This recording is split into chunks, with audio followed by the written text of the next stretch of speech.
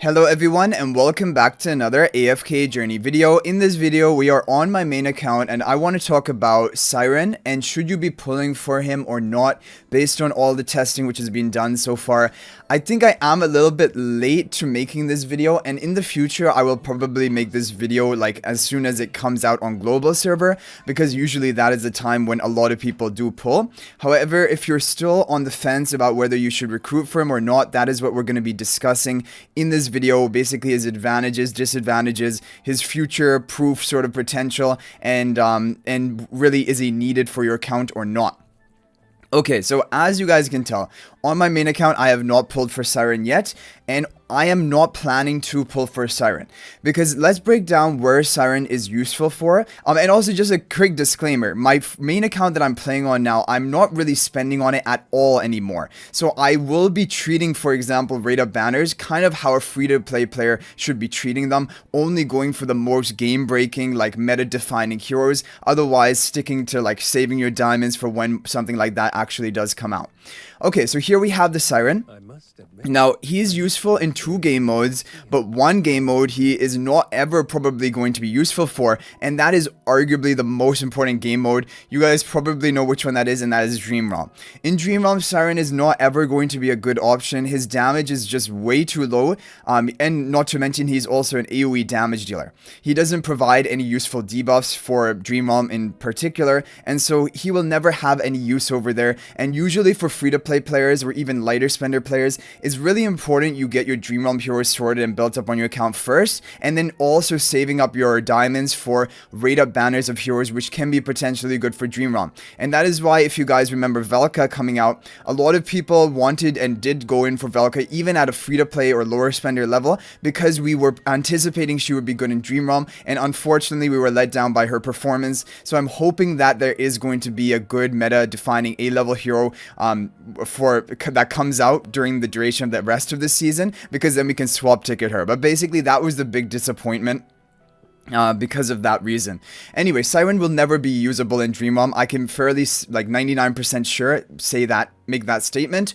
However, for AFK stages and for PvP, that is where he does have some use.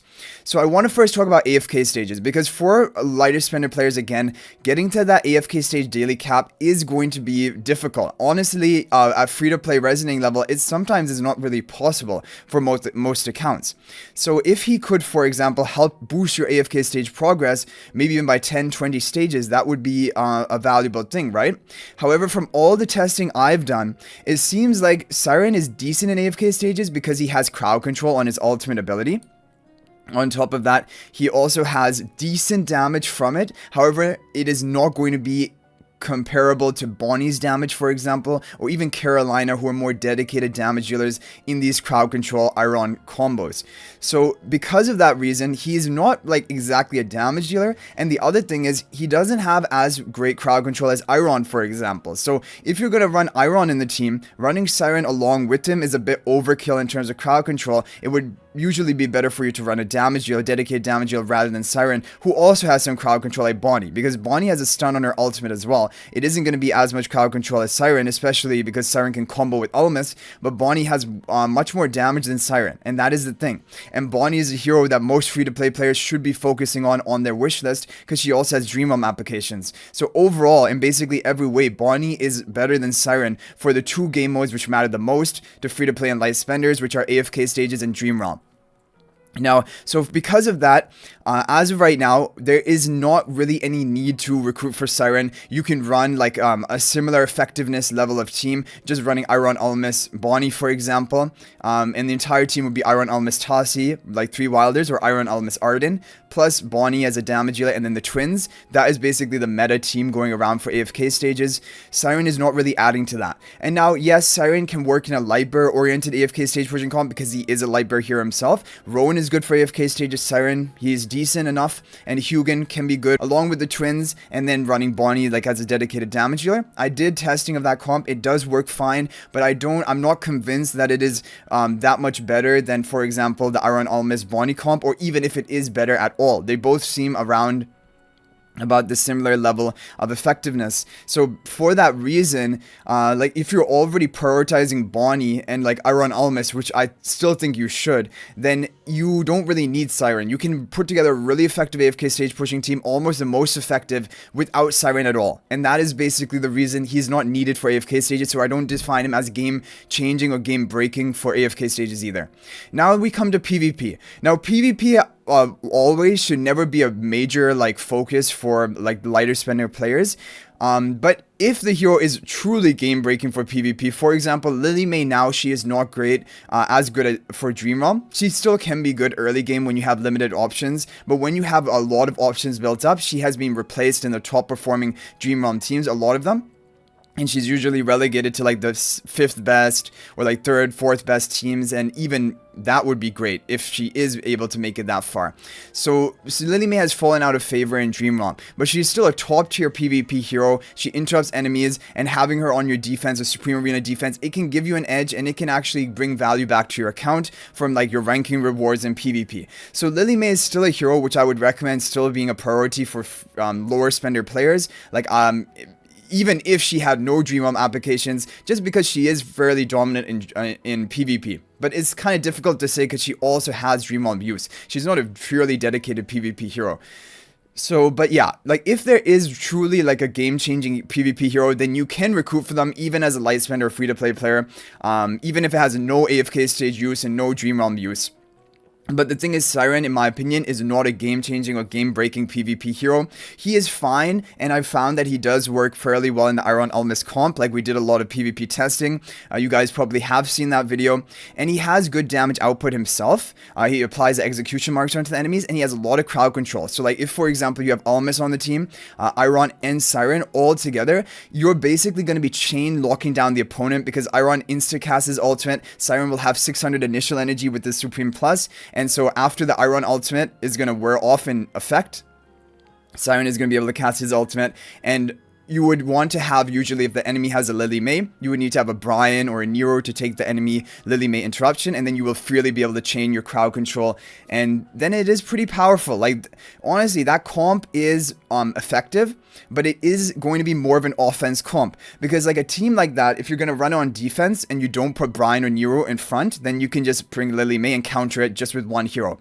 If you do bring Nero or, for example, Brian, you can still counter it with Dunlinger. I know not many or as many people have Dunlinger built, but personally, how I feel is that if a hero can be countered on defense, I don't consider it an overall top tier PvP hero. Of course, every hero can be countered on defense, but like Lily May, she is good on defense. You can throw her into any team and basically it will improve the team. Cyran, he needs this very specific combo. If you do not have this Iron Almas combo, he usually is not going to get off his ultimate. He's quite squishy. He doesn't have any survival built into his kit. So like you need to wombo combo the enemies for him to see any use. And he does deny the artifact of the enemy opponent for the first 8 seconds. However, if you're going to get any value from that, you need to nuke them. Because if, for example, it's a 20-second match, or for example, the opponent still has all the allies alive after 8 seconds, the artifact comes back online, and Cyran has just lost a lot of his effectiveness of his kit, right? So you need to be nuking them. And so for offense, definitely, I think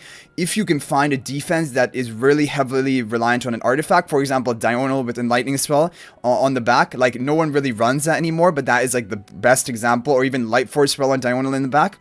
If that is what they're running and they don't have like Wilder Tiles in Supreme Arena, then you can just block their artifact and crowd control nuke them. And so again, it would be good with the Iron Almas team.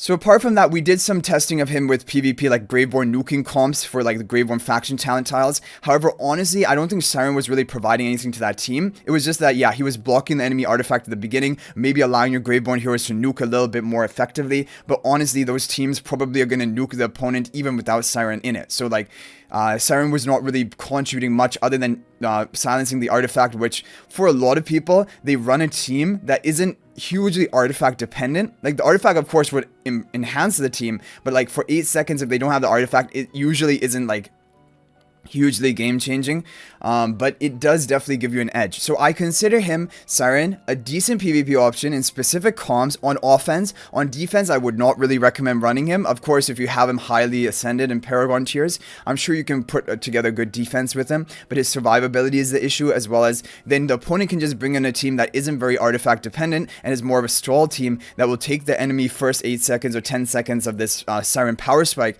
and then be able to bounce back and get the kill and get the win.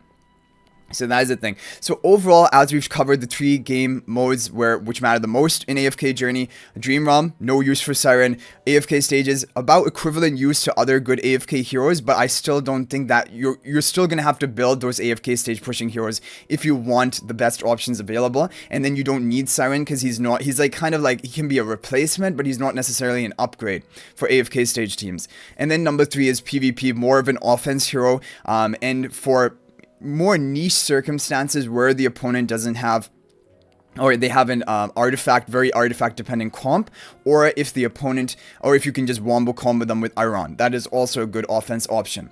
One thing about Cyran, just the fact that he's in the game, it will change how people build their defenses, because if, for example, previously you had Diurnal in the back with Lightforge spell with Hyper G and Celestial Buff Tiles, for example, you cannot do that anymore because Lightforge is now going to be countered by Cyran. He will prevent that artifact effect, meaning that Diurnal will not be unaffected at the beginning, meaning you'll have to run Diurnal with Wilder Tiles. So in this season, because we have Wilder Tiles, it's no issue. However, potentially in future seasons, if we do not have faction talent tiles to give like unaffected to your heroes, then that can be a problem. But the thing is, for right now, we've seen for the 2 seasons with faction talents, Mauler tiles were unaffected in Waves of Intrigue, and then Wilder tiles in this Chains of Eternity have been unaffected. So probably in the future, we will always be having at least one unaffected tile, I would imagine, but it could always change.